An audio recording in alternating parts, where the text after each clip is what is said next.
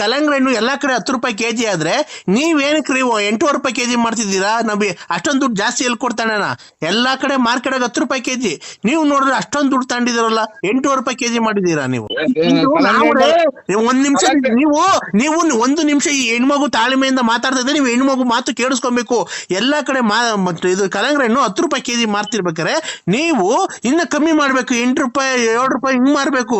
ನೀವು ಬಂದ್ಬಿಟ್ಟು 8 ರೂಪಾಯಿ ಕೆಜಿ ಯಾಕೆ ಮಾಡ್ತಿದ್ದೀರಾ?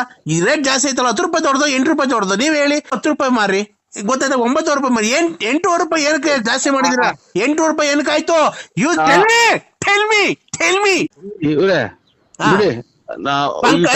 ಇವರೇ ಎಲ್ಲ ಟೆಲ್ ಮಿ ಪಂಕಜ ಅಕ್ಕ, ನಾವು ಇದು ಕಲ್ಲಂಗಡಿ ಹಣ್ಣಲ್ಲ, ಪಂಕಜ ನಾವು ಇವು ನರಸಿಂಹರಾಜ ಬಳ್ಳಾಪುರ, ಕಲ್ಲಂಗಡಿ ಹಣ್ಣಲ್ಲ ನಾವು.